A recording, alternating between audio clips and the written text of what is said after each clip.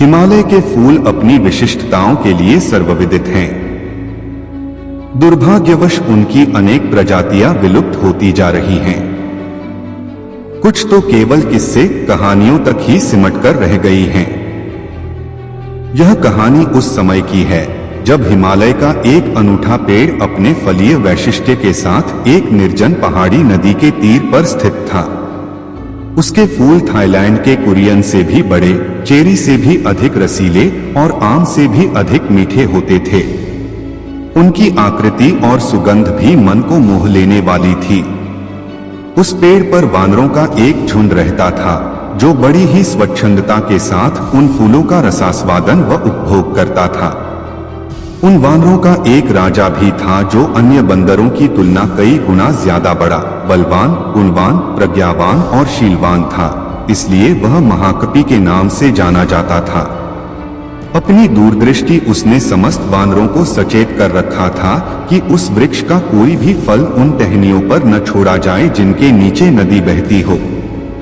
उसके अनुगामी वानरों ने भी उसकी बातों को पूरा महत्व दिया, क्योंकि अगर कोई फल नदी में गिरकर और बहकर मनुष्य को प्राप्त होता तो उसका परिणाम वानरों के लिए अत्यंत भयंकर होता। एक दिन दुर्भाग्यवश उस पेड़ का एक फल पत्तों के बीचों बीच पककर टहनी से टूट बहती हुई उस नदी की धारा में प्रवाहित हो गया। उन्हीं दिनों उस देश का राजा अपनी औरतों, दास दासियों तथा के साथ उसी नदी की तीर पर विहार कर रहा था। वह प्रवाहित फल आकर वहीं रुक गया। उस फल की सुगंध से राजा की औरतें सम्मोहित होकर आंखें बंद कर आनंदमग्न हो गईं। राजा भी उस सुगंध से आनंदित हो उठा। शीघ्र ही उसने अपने आदमी उस सुगंध के स्रोत के पीछे दौड़ाए। राजा के आदमी तत्काल उस फल को नदी के तीर पर प्राप्त कर पल भर में राजा के सम्मुख ले आए। फल का परीक्षण कराया गया तो पता चला कि वह एक विषहीन फल था। राजा ने जब उस फल का रसास्वादन किया तो उसके हृदय में वैसे फलों तथा उसके वृक्ष को प्राप्त करने की तीव्र लालसा जगी। क्षण भर में सिपाहियों ने वैसे फलों पेड़ को भी ढूंढ लिया, किंतु वानरों की उपस्थिति उन्हें वहां रास नहीं आई। तत्काल उन्होंने तीरों से वानरों को मारना प्रारंभ कर दिया। वीर्यवान महाकपि ने तब अपने साथियों को बचाने के लिए कूदते हुए उस पेड़ के निकट की एक पहाड़ी पर स्थित एक बेंत की लकड़ी को अपने पैरों से फंसाकर फिर से उसी पेड़ की टहनी को अपने दोनों हाथों से पकड़कर लेट अपने साथियों के लिए एक पुल का निर्माण कर लिया। फिर उसने चिल्लाकर अपने साथियों को अपने ऊपर चढ़कर बेतों वाली पहाड़ी पर कूदकर भाग जाने की आज्ञा दी। इस प्रकार महाकपि के बुद्धि कौशल से सारे वानर दूसरी तरफ की पहाड़ी पर कूदकर भाग गए। राजा ने महाकपि के त्याग को बड़े गौर से देखा और सराहा। उसने अपने आदमियों को महाकपि को जिंदा पकड़ लाने की आज्ञा दी। उस समय महाकपि की हालत अत्यंत गंभीर थी। साथ ही वानरों द्वारा कुचल जाने के कारण उसका सारा शरीर विदीर्ण हो उठा था। राजा ने उसके उपचार की सारी व्यवस्था भी करवाई, मगर महाकपि की आंखें हमेशा के लिए बंद हो चुकी थीं। आम्रपाली और बुद्ध। गौतम तम बुद्ध एक बार भ्रमण करते हुए वैशाली पहुंचे। वैशाली लिच्छवियों का गणराज्य था। वहां एक प्रसिद्ध नृत्यांगना आम्रपाली रहती थी। वह बहुत सुंदर थी। उसकी नृत्यकला देखने के लिए राजपुरुष और धनिक वर्ग के लोग वहां आते थे। आम्रपाली को वैशाली में भगवान बुद्ध के आने का समाचार मिला तो वह उनके दर्शन करने और उन्हें अपने यहाँ भोजन करने के लिए निमंत्रित करने पहुंची। भगवान बुद्ध के सौम्य, सुंदर और तेजस्वी मुखमंडल को देखकर वह अभिभूत हो गई। उसे अपने सौंदर्य का अभिमान टूटता दिखाई दिया। वह तथागत के चरणों में गिर पड़ी और अपना परिचय एक तुच्छ गणिका के रूप में देकर उन्हें भोजन के लिए आमंत्रित किया। तथागत ने उसका निमंत्रण स्वीकार कर लिया। जब वहां के राजपुरुषों को इस बात का पता चला तो उन्होंने तथागत से उसकी निम्न श्रेणी की बहुत बुराई की। तब तथागत ने उनसे कहा, भद्रगण, मेरी दृष्टि में संसार के सभी व्यक्ति समान हैं। उनमें भेद करना महापाप है। यह भेदभाव ही जीवन में अशांति लाता है। राजपुरुष निराश होकर लौट गए। तथागत ने अपने शिष्यों के साथ जाकर आम्रपाली का आतिथ्य स्वीकार किया। आम्रपाली ने अपनी सारी संपदा बौद्ध संघ को दे दी और स्वयं तथागत से बौद्ध भिक्षु की दीक्षा लेकर भिक्षुणी बन गई। बौद्ध धर्म की दीक्षा।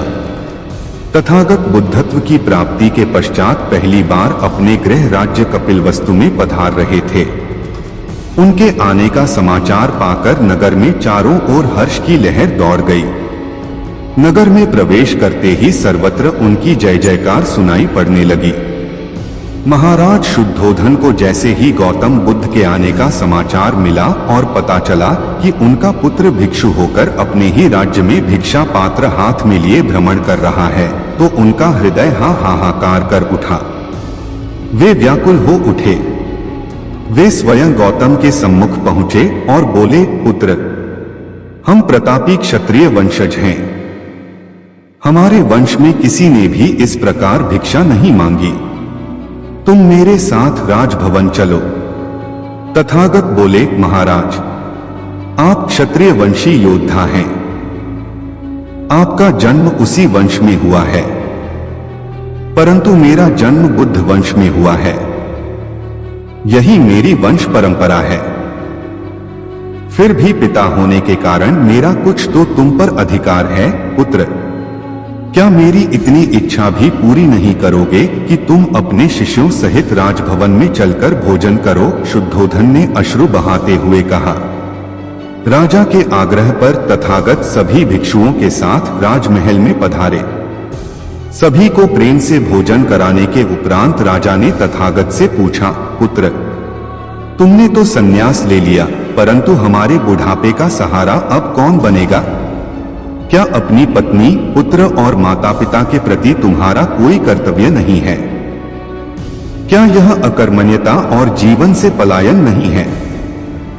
तथागत ने उत्तर दिया, महाराज, न तो यह जीवन से पलायन है और न ही अकर्मण्यता। मैंने तो प्रारंभ में ही करुणा और प्रेम का मार्ग अपनाया है। अपने शिष्यों को भी मैं यही उपदेश देता हूं। जो केवल अपने सुखों तक सीमित रहते हैं वे स्वार्थी हैं। समस्त जीवों से प्रेम करना जीवन की उत्तम सार्थकता है।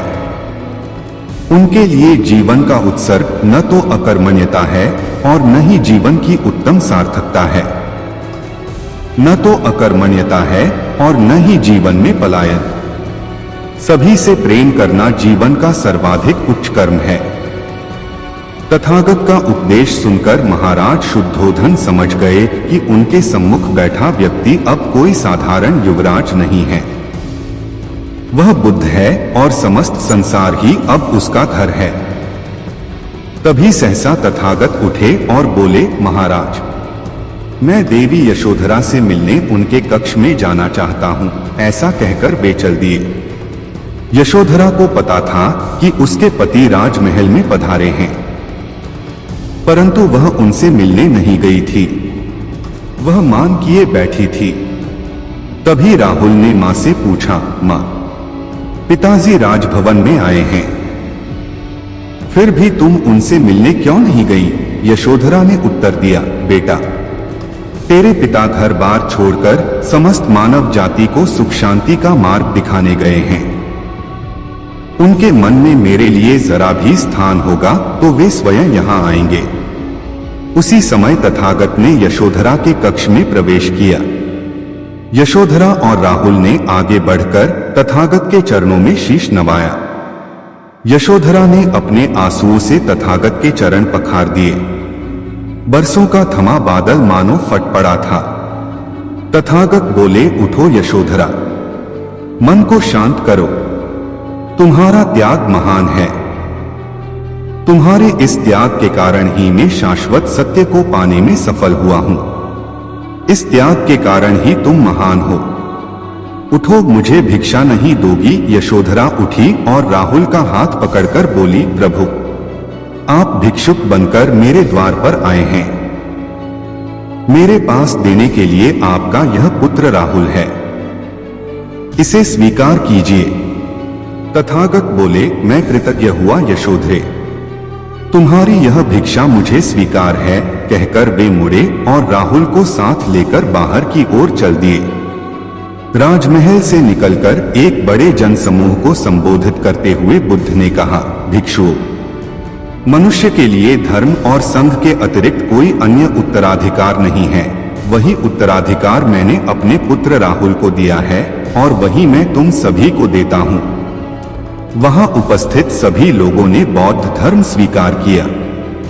भगवान बुद्ध ने उन्हें उपदेश दिया। सभी ने गौतम बुद्ध की जय जयकार की। बुद्ध ने देखा कि राजभवन से निकलकर प्रायः उसके सभी बंधु बांधव संघ की शरण में आ गए हैं, परंतु बचपन से ही उनसे ईर्ष्या रखने वाला उनका चचेरा भाई देवदत्त वहां नहीं आया। वह आज भी उनसे द्वेषभाव रखता है। बुलाने पर ही वह आया और बौद्ध भिक्षु बन गया। उसके मन में जो मंथन चल रहा था, भगवान बुद्ध उसे अच्छी प्रकार से जानते थे। फिर भी उन्होंने उसे संघ में सम्मिलित कर लिया। तथागत गौतम और मतवाला हाथी। देवदत्त के मन की ईर्ष्या तथागत गौतम की प्रसिद्धि को देखकर बढ़ती ही जा रही थी। वह किसी तरह से गौतम बुद्ध की हत्या करा देना चाहता था। उसने अजातशत्रु से मंत्रणा करके एक मतवाले हाथी को खूब शराब पिलाई और उत्तेजित करके उसे उस मार्ग पर छोड़ दिया जिस ओर से गौतम बुद्ध आने वाले थे। वह मतवाला हाथी मार्ग में जो भी आया उसे रौंदता हुआ आगे बढ़ने लगा। चारों ओर चीख पुकार मची थी। लोग अपनी जान बचाकर इधर उधर भाग रहे थे। गौतम बुद्ध ने हाथी को विनाश करते देखा तो वे उसकी ओर बढ़े। उनके साथ के भिक्षु उन्हें रोकते रह गए पर वे नहीं रुके। मतवाला हाथी उन्हें देखकर उनकी ओर लपका। उसे अपनी ओर आता देख गौतम बुद्ध निश्चल होकर बीच मार्ग में खड़े हो गए। जैसे ही मतवाला हाथी उनके सामने आया, उन्होंने शांत भाव से अपना दाहिना हाथ अभय मुद्रा में उठाकर हाथी की ओर कर दिया। गौतम की शांत मूर्ति को देखकर हाथी एकदम शांत हो गया। उसने सूंड ऊंची करके उन्हें प्रणाम किया और शांत भाव से वापस चला गया। हाथी को वापस जाते देखकर देवदत्त बौखला गया। उसी रात उसने राज्य के कुछ खूंखार हत्यारों को अजातशत्रु के द्वारा महल में बुलवाया और उनसे कहा, आज रात यदि तुमने उस पाखंडी बुद्ध की हत्या कर दी तो सम्राट तुम्हें बड़ी बड़ी जागीरें देंगे। तुम ये हत्याएं करके जो माल कमाते हो वह उससे कहीं ज्यादा होगा। तुम लोग धनिक श्रेष्ठियों की तरह जीवन यापन करोगे। भिक्षुक देवदत्त सत्य कहते हैं। अजातशत्रु ने कहा, यदि तुमने उसे खत्म कर दिया तो मैं तुम्हें मालामाल कर दूंगा। तुम्हारे आज तक किए सभी अपराध क्षमा कर दिए जाएंगे। हत्यारों के सरदार ने कहा, आप निश्चिंत हो जाएं सम्राट। भिक्षु देवदत्त का यह कार्य हम चुटकियों में कर देंगे। ऐसा कहकर वे चारों हत्यारे तथागत गौतम की हत्या करने चले दिए। वे चारों हत्यारे भयानक खड्ग उठाए अपने चेहरों को कपड़े से ढककर वहां पहुंचे जहां भगवान बुद्ध पद्मासन की मुद्रा में बैठे थे। परंतु उन चारों हत्यारों ने जब भगवान बुद्ध की तेजोमय शांत मुद्रा को देखा तो उनके हाथ रुक गए। वे चारों उनके चरणों में गिर पड़े। उनका सरदार बोला, प्रभु हमें क्षमा करें। उस भिक्षु के कहने से हम यह जघन्य अपराध करने चले थे। हमें क्षमा करें, हम ऐसा नहीं कर सकते। भगवान बुद्ध ने मुस्कुराकर कहा, तुमने मेरा अहित किया ही क्या है जो मुझसे क्षमा मांगते हो। फिर भी मैं तुम्हें क्षमा करता हूँ। कृपया मुझे इतना बता दो कि वह भिक्षु कौन है जिसके हृदय की हिंसा वृत्ति को मैं नष्ट करने में असफल रहा हूँ। सरदार बोला, प्रभु उसका नाम देवदत्त है। वह सम्राट अजातशत्रु से मिला हुआ है। ठीक है, तुम जाओ। भगवान बुद्ध ने उन्हें माफ कर दिया। देवदत्त का षड्यंत्र। देवदत्त वदत्त यद्यपि बौद्ध धर्म अपनाकर संघ में सम्मिलित हो गया था, परंतु उसके हृदय में बुद्ध के प्रति ईर्ष्या समाप्त नहीं हुई थी।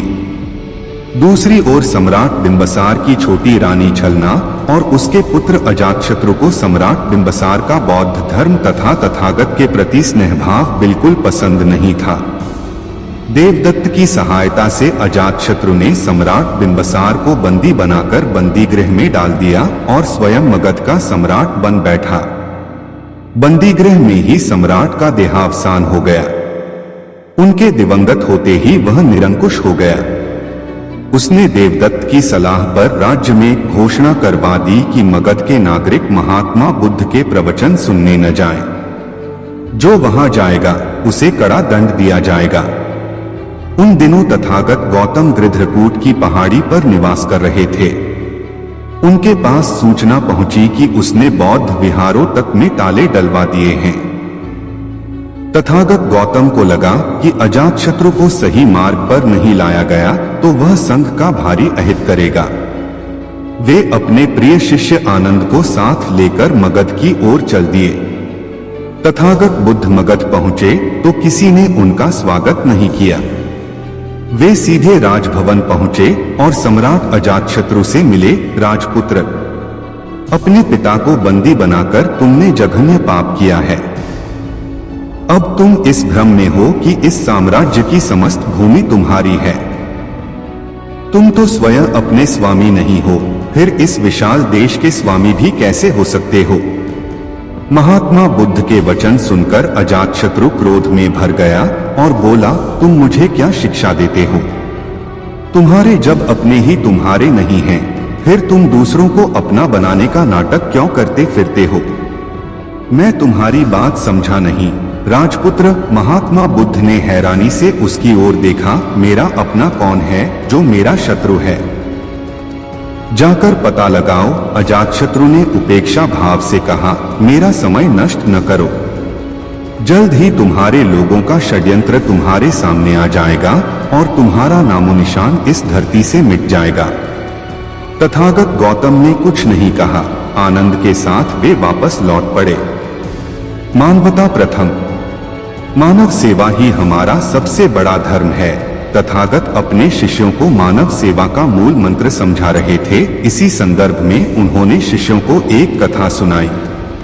एक राजा वेश बदलकर रात के समय भ्रमण किया करता था कि कहीं कोई अधिकारी उनकी प्रजा को सता तो नहीं रहा है, कोई दुखी तो नहीं है, या कोई बदमाश लुटेरा इधर उधर तो नहीं घूम रहा है। एक रात को भ्रमण करते हुए राजा नदी के किनारे पहुंचा। सोचता कि कोई बदमाश पकड़ में आ सकता है। उसने देखा कि वहां एक युवक लेटा हुआ है। राजा ने पास जाकर पूछा, तुम कौन हो? युवक पहले तो एक अजनबी को इतनी रात गए घोड़े पर देखकर सहम गया। फिर बोला, मैं लक्ष्मीबाई का दामाद हूं, अपनी घरवाली को लेने जा रहा हूं, पर मुझे इतनी जोर का बुखार चढ़ा है कि मैं एक कदम भी नहीं चल सकता। सोचा रात को यहाँ आराम कर लूं तो सवेरे चलने लायक हो जाऊंगा। राजा ने उसके माथे पर हाथ रखा तो वास्तव में मारे बुखार से वह तप रहा था। राजा ने कहा, जाड़े के दिन हैं, यहाँ बियाबान में अकेले रहना ठीक नहीं है, चलो तुम्हें पहुंचाए देता हूं। राजा वेश बदले हुए था, इसलिए युवक पहचान नहीं पाया। उसे उठाकर बैठाते हुए राजा बोला, तुम बीमार हो, घोड़े पर बैठ जाओ। मैं घोड़े की लगाम पकड़कर साथ साथ चलता हूं। सहारा देकर उसने बीमार युवक को घोड़े पर बैठा दिया और लक्ष्मी के घर की ओर चल दिया। रास्ते में युवक से पूछताछ में उसने मालूम कर लिया कि वह राजमहल में काम करने वाली जमादारिन लक्ष्मी का दामाद है। राजा उसे लेकर लक्ष्मी के घर पहुंचा। दरवाजा खटखटाकर उसने लक्ष्मी को आवाज दी। दरवाजा खोलते ही लक्ष्मीबाई ने जो दृश्य देखा तो वह अपनी आंखों पर विश्वास नहीं कर सकी। वह राजा के पैरों में गिर पड़ी और क्षमा मांगने लगी। राजा ने कहा, लक्ष्मी, तुम यह क्यों भूल जाती हो कि मैं राजा बाद में हूं और मानव पहले। मानव होने के नाते मानवता मेरा पहला धर्म है। भगवान का वादा। ईश्वर हर जगह हर रूप में कहीं भी प्रकट हो सकता है। वह तो दो अंतर्यामी हैं। महात्मा बुद्ध ने अपने प्रिय शिष्यों को ईश्वर की महिमा की कथा सुनाते हुए कहा। एक वृद्धा थी, सदा भगवान के ध्यान में लगी रहती थी। अपने हाथों का बना खाना भगवान को खिलाने की उसकी बड़ी इच्छा थी। एक बार भगवान ने उसके स्वप्न में आकर कहा, मैं कल जरूर तुम्हारे हाथों का खाना खाऊंगा। वृद्धा खुश हुई। भगवान के लिए बढ़िया खाना बनाने की सोची। दुकान से रसोई का सामान लेकर लौटी तो घर के चबूतरे पर एक बूढ़े विपन्न दंपति दिखाई पड़े। बदन पर चीथड़े, बिखरे सूखे बाल, सर्दी में कांपते शरीर।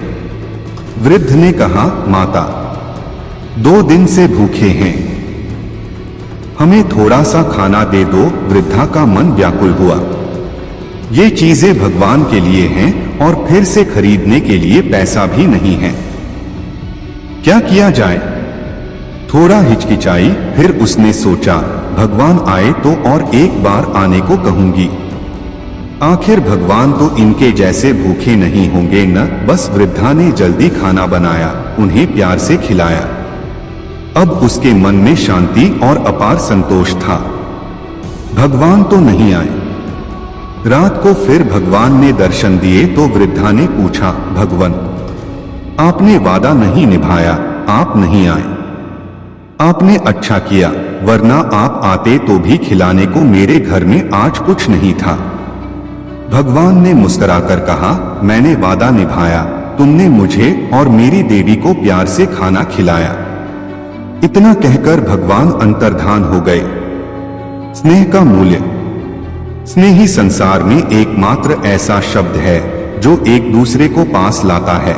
महात्मा बुद्ध ने अपने शिष्यों के स्नेह का मूल्य समझाते हुए हथिनी के एक सुंदर व चंचल शिशु की कथा सुनाई। एक हथिनी ने एक सुंदर शिशु को जन्म दिया। वह बड़ा होने लगा। उसे हाथियों का उपद्रव अच्छा नहीं लगता था।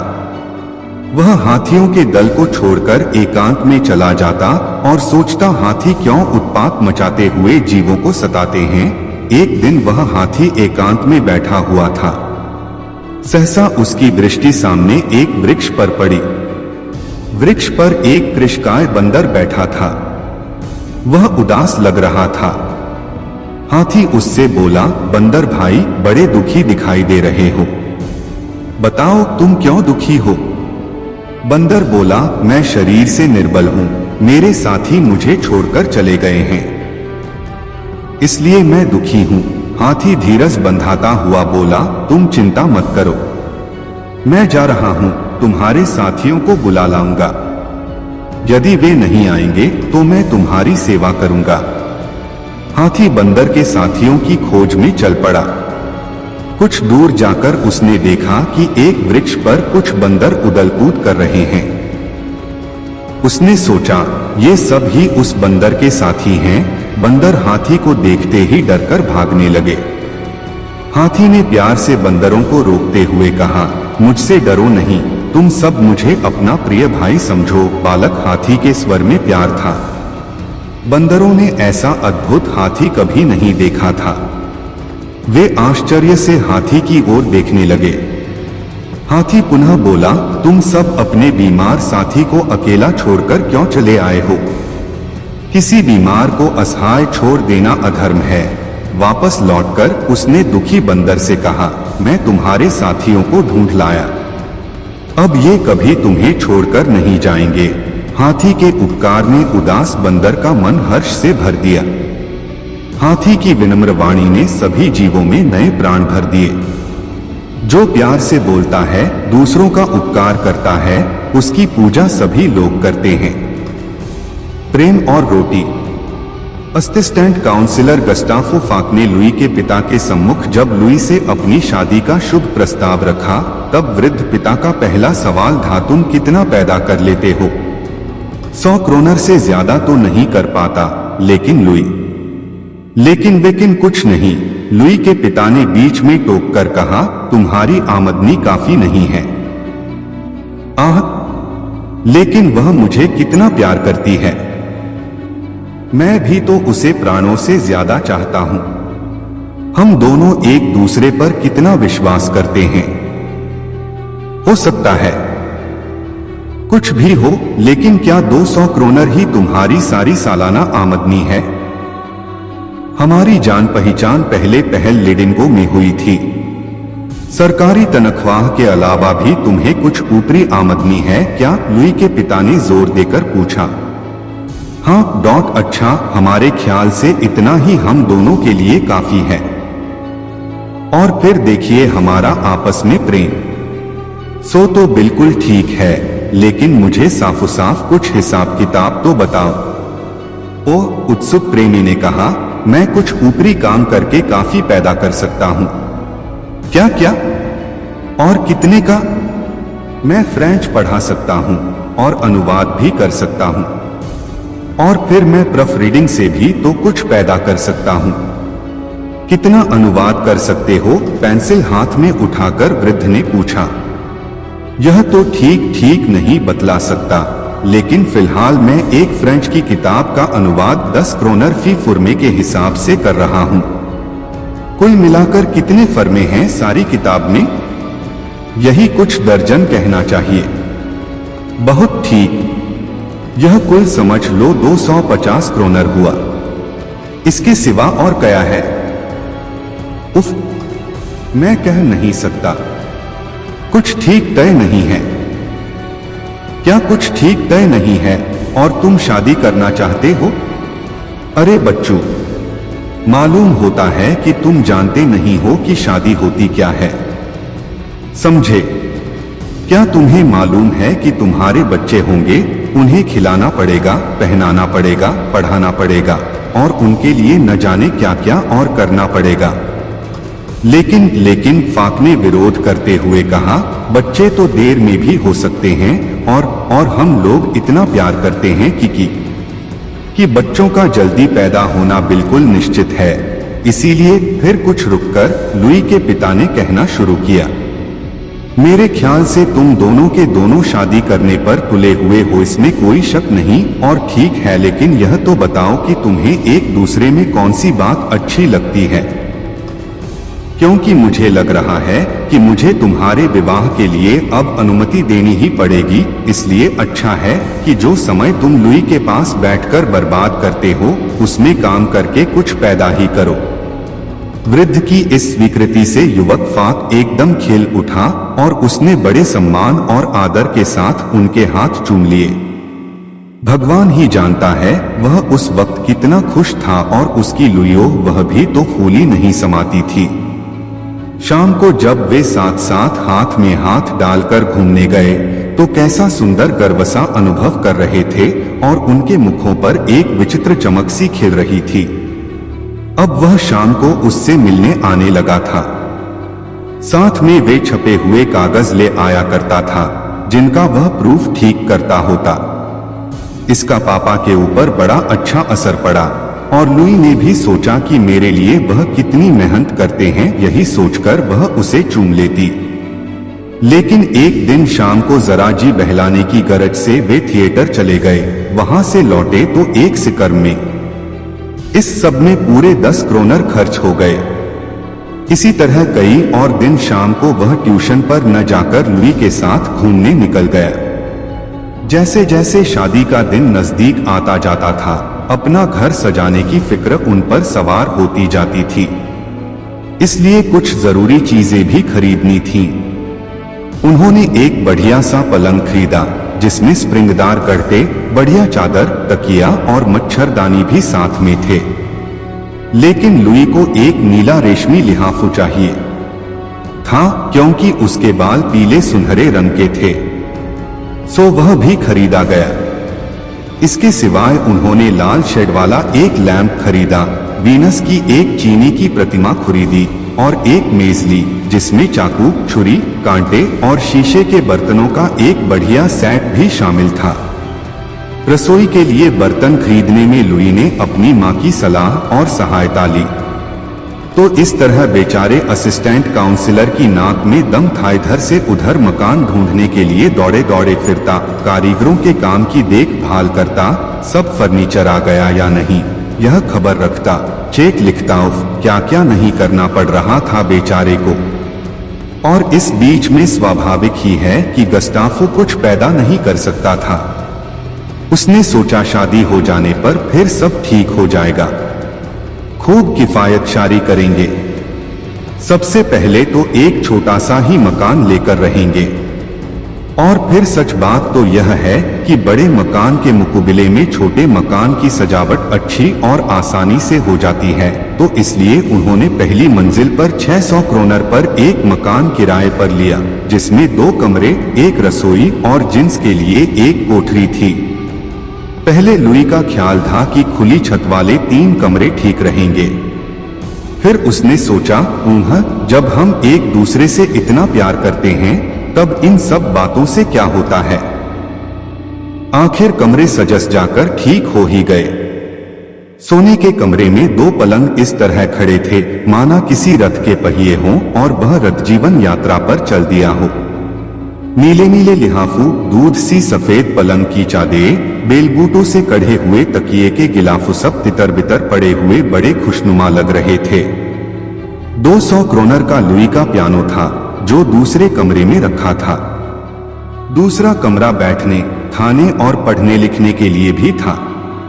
इसमें एक बड़ी और बढ़िया राइटिंग टेबल और मेल खाती हुई कुर्सियों के साथ एक डाइनिंग टेबल थी, एक बड़ा गिल्ट के फ्रेम का दर्पण, एक सोफा और एक किताबों का केस सारे के सारे कमरे की शोभा को बढ़ाकर जैसे उसमें बड़ा सुख और आराम सा भरे देते थे। विवाहोत्साह शनिवार की रात को संपन्न हुआ था और दूसरे दिन रविवार को काफी दिन चढ़े तक पति पत्नी सोए हुए थे। गस्ताफो पहले उठ बैठा, हालांकि सूरज की तेज रोशनी किवाड़ों की संदों में होकर आ रही थी, फिर भी उसने किवाड़ों को खोला नहीं। प्रत्युत लाल शेड वाला लैंप जला दिया, जिसके अरुण प्रकाश में वीनस की चीनी की प्रतिमा एक रहस्यभरी आभा से ज्योतित होकर खिल पड़ी। तृप्त और अलसाई बधू भी पास ही लेटी हुई थी। वह खूब मीठी नींद सोई थी और क्योंकि इतवार का दिन था इसलिए सड़क पर मालस बाप के ठेले और खचड़ों का वह कोलाहल नहीं था जो उसे रोज जगा देता था। और जरा देर बाद ही गिरजे का मधुर घंटा टन टन बजने लगा, मानो पुरुष और नारी के मृदुल मिलन से उत्पन्न सौंदर्य सृष्टि के शुभावसर पर बाजे बजाकर बधाइयां दे रहा हो। लुई ने करवट बदली।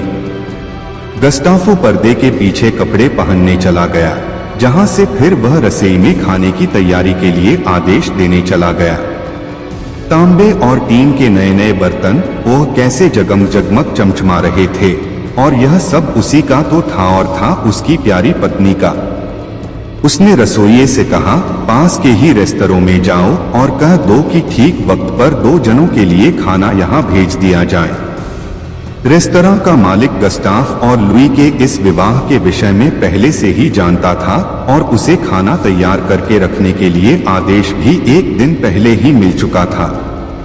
आज वह केवल सूचना पाने की प्रतीक्षा कर रहा था। तत्पश्चात दूल्हा महाशय फिर लौटकर शयनगृह के द्वार पर पहुंचे और धीरे से किवाड़ों को खटका कर कहा, क्या मैं अंदर आ सकता हूं? एक हल्की सी चीख सुनाई पड़ी और फिर ही प्रियतम जरा बस ठहर जाओ। इस बीच में गस्ताफ मेज उठाकर रखता है, उस पर एक सफेद चिट्टा मिर्चपोश डालकर शीशे और चीनी के बर्तन, छुरियां, चाकू और कांटे सब कुछ सजाकर रख देता है। जैसे ही लुई ने कमरे में पदार्पण किया, सूर्य की रजत रश्मियों ने उसके गालों और सुनहरी केशों को चूमकर उसका स्वागत किया। लेकिन वह अब भी थकी हुई थी, इसलिए गस्ताफ ने उसे अपनी भुजाओं में भरकर आराम कुर्सी पर बैठाल दिया और आराम कुर्सी को सरकाकर, उसमें पहिए लगे हुए थे, टेबल के पास ले गया। फिर थोड़ी सी शराब लुई को चखाई जिससे वह चैतन्य हो गई। जरा सोचिए तो, अगर उसकी माता को मालूम हो जाए कि मेरी बेटी शराब पीती है तो शादी हो जाने पर तो यह किया जा सकता है। शादी करने का एक यही तो फायदा है कि बहुत सी न करने की बातें करने के लिए मिल जाती हैं। नया पति अपनी नई नई पत्नी की तनिक सी सुविधाओं का, जरा से आरामों का ध्यान रखता है। कितना आनंद आता है इसमें। यह तो ठीक है कि कुमारावस्था में भी मैंने बड़ी बड़ी दावतें खाई थीं, लेकिन उनसे क्या मुझे आनंद मिला था? कुछ भी तो नहीं। इस प्रकार की बातें गस्टाफ बियर के गिलास में ओंठ लगाए सोच रहा था। और यह कुंवारे लोग भी कैसे खोखले दिमाग के होते हैं, कूढ़ मगज। अरे शादी नहीं करना चाहते यह भी कोई बात है भला। और कितने खुदगर्ज हैं यह लोग। इन लोगों पर तो मेरे ख्याल से टैक्स लगाना चाहिए, टैक्स जैसे कुत्तों पर लगता है। किंतु लुई अपने विचारों में इतनी कट्टर नहीं है। वह बड़ी सहूलियत और मीठेपन से इस बात को जोर देकर कहती है कि वे बेचारे जो शादी नहीं करते, रहन के काबिल हैं। अगर उनकी हैसियत शादी करने की हो तो वे कुंवारे कभी नहीं रहे।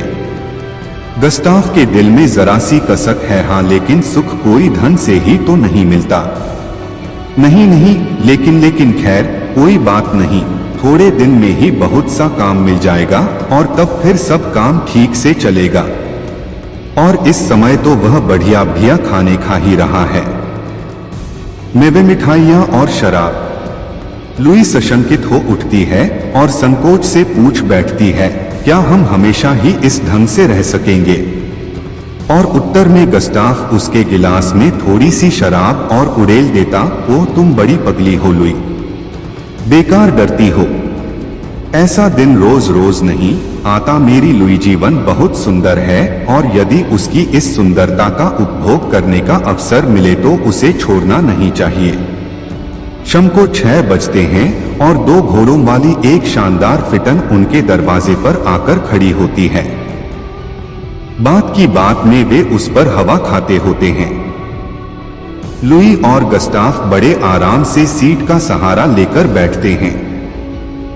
जब उनके जान पहचान वाले और मित्र उन्हें राह चलते मिल जाते हैं और बड़े ताज्जुब और ईर्ष्या से उनका अभिवादन करते हैं, तब वे बड़ा सुख अनुभव करते हैं। इस असिस्टेंट काउंसिलर के हाथ अच्छा माल लगा है। एक तो बीबी मिली और ऊपर से रुपए वाली, साथ ही वे यह जरूर सोचते होंगे, और हम गरीब लोगों को पैदल धूल फांकते चलना पड़ता है। घोड़ा गाड़ी पर चढ़कर चलने में कितना मजा आता होगा। मखमली गद्दोंदार सीटों पर बैठे बैठे चले जाइए, बिना किसी जरा सी भी तकलीफ के, बिना कोई मेहनत किए हुए। सुखी विवाहित जीवन की प्रतीक है यह घोड़ा गाड़ी। तो इस तरह उनका पहला महीना रासरंग, नाचत माशो और दावतों में ही बीता। फिर भी जो समय वे घर पर व्यतीत करते थे वह सबसे अधिक आनंदप्रद होता। रात में लुई को अपने ससुर के घर से लाने में एक अजब तरह का आनंद गस्टा को आता। घर लौटकर वे जो चाहे सो करते, थोड़ा सा कुछ खाना तैयार करते, फिर खा पी कर काफी रात गए तक गपशप लड़ाते। गस्टाफ हमेशा कम खर्च करने के पक्ष में रहता, कम से कम उसका ऐसा ख्याल जरूर था। हालांकि व्यवहार में इस पक्ष के विरुद्ध कार्य करने में उसे कृतई कोई मुसीबत नहीं मालूम पड़ती थी। एक दिन नई दुल्हन और रसोइये ने मिलकर भुनी मछली में उबले हुए आलू मिलाकर तरकारी बनाई, लेकिन वह गस्टाफ को पसंद नहीं आई।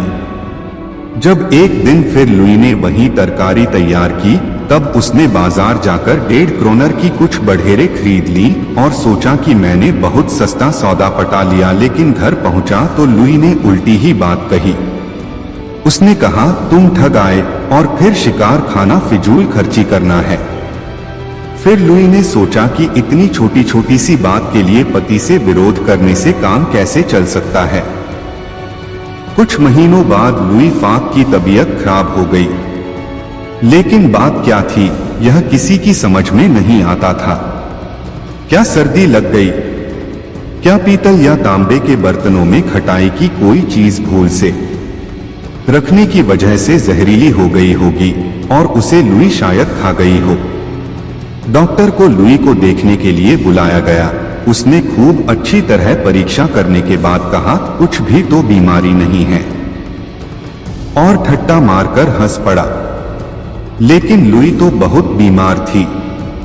शायद दीवार के कागज में संख्या आ रही हो और वह हवा में उड़कर उसकी सांसों द्वारा अंदर पेट में पहुंच गई हो। इसलिए गस्ताफो दीवार का कुछ कागज छुड़ाकर एक केमिस्ट के यहाँ ले गया और उसने कहा कि इसका ठीक से बारीक विश्लेषण करो। और केमिस्ट के वैज्ञानिक विश्लेषक ने घोषणा की कि इस कागज में किसी तरह की कोई भी जहरीली चीज नहीं है। लुई की बीमारी कम नहीं हो रही थी। किताबें पढ़ना शुरू की और उसे लुई की बीमारी बुक दंद डॉक्टर लगी। बस उसने अपना इलाज करना शुरू कर दिया। उसके कमरसी धोए जाते थे और 1 महीने के अंदर अंदर उसकी दशा सुधरती ही हुई हो। यह सब कुछ तो अकस्मात ही हो न गया। इतनी जल्दी यह कुछ हो जाएगा, यह तो पापा और मामा ने भी नहीं सोचा होगा। लोग उन्हें क्या खुशी न होगी। और जो बच्चा होगा वह लड़का तो जरूर ही होगा, इसमें भी भला कोई शक हो सकता है। तो फिर उसका अभी से नाम भी सोच लेनी जरूरी है। यह सब तो लुई ने सोचा और खुशी से फूल गई, लेकिन उसने यह भी सोचा कि खर्च का क्या प्रबंध होगा। और पति से बोली, देखो जी, तुमने अभी तक अपनी आमदनी बढ़ाने के लिए कोई भी प्रयत्न नहीं किया है और जो कुछ फिलहाल कमा रहे हो उससे तो कृतई अभी भी पूरा नहीं पड़ता। यह ठीक है कि अब तक हम लोग जुड़ा ठाट बाट से रहते रहे हैं, लेकिन मैं सोचती हूँ कि अब जरा खर्च कम करना होगा और तभी काम ठीक से चल सकता है। दूसरे ही दिन असिस्टेंट काउंसलर साहब अपने एक बैरिस्टर दोस्त के पास प्रॉमिसरी नोट पर रुपया उधार लेने पहुंचा। गस्ताफो ने अपने दोस्त को समझाया कि कितने जरूरी खर्चे उसके सिर पर आ पड़े हैं। हाँ, बैरिस्टर ने मानते हुए कहा, यह तो ठीक है ही। शादी करना और कुटुंब बढ़ाना बड़ा महंगा व्यापार है। मैं तो कभी इस व्यापार में हाथ नहीं डाल सकाए। यह सुनकर आगे और खुशामद करना गस्ताफ की हया ने पसंद नहीं किया। खाली हाथ जब वह घर लौटकर पहुंचा तो खबर मिली, कोई 2 अनजान आदमी तुम्हें पूछते थे। नहीं नहीं, वे सैनिकों की तरह हट्टे कट्टे जवान थोड़े ही थे, वे काफी प्रौढ़ व्यक्ति थे। अरे तब मेरे उपसला के मिलने वाले होंगे, मेरी शादी के बारे में सुनकर आए होंगे। जही नहीं नौकर बीच में टोककर बोला, वे उपसला वाले नहीं थे, वे यहीं के स्टाखामी थे और लाठियां लिए हुए थे। हमारी समझ में तो कुछ आया नहीं, लेकिन वे कह गए हैं कि हम अभी लौटकर आते हैं। गस्ताफ फिर बाजार चला गया और इस बार रसभरी खरीद लाया। घर आकर उछलते हुए बोला, जरा सोचो तो सही लुई, सिर्फ 1.5 क्रोनर में इतनी सारी रसभरी, और तब जब मौसम नहीं है इनका। कैसा बढ़िया सौदा रहा है न? सो तो ठीक है। टके सेर ऊंट बिकता है तो भी महंगा होता है। जब पैसा नहीं होता पास में, बतलाओ न हम क्या इन फिजूल खर्चियों को बर्दाश्त कर सकते हैं।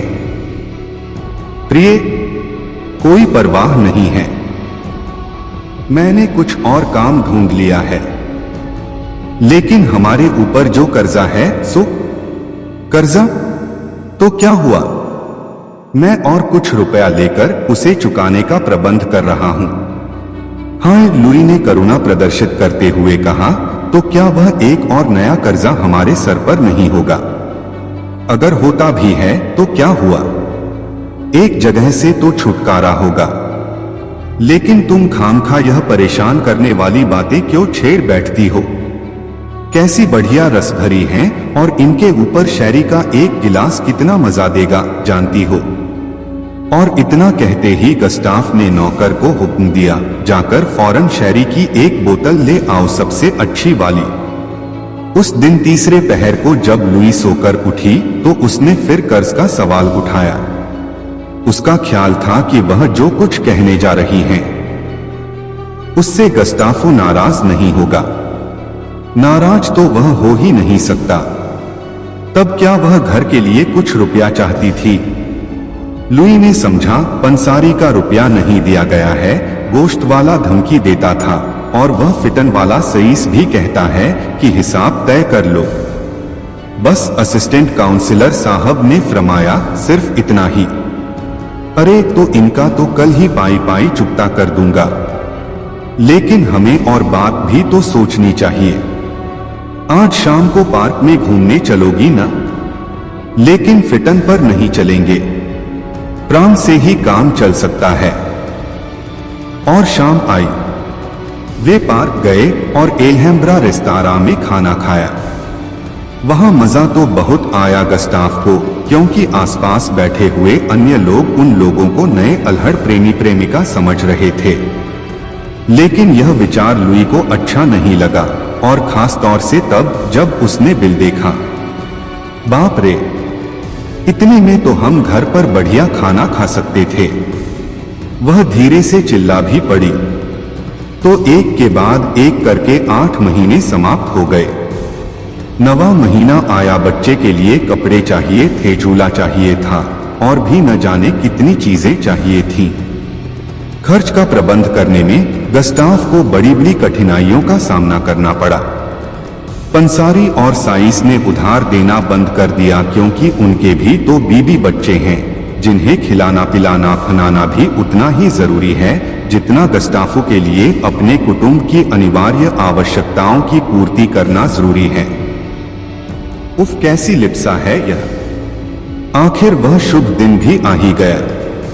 पैदा हुई लड़की, उसे पालने के लिए एक नर्स भी रखनी जरूरी थी, और जब वह अपनी उस नवजात पुत्री को गोद में खिलाता होता तो वैसे ही दौड़ दौड़ कर किसी लेनदार की आवाजों और चिल्लाहट को खुशामद से गिड़गिड़ाकर शांत करने लग जाता।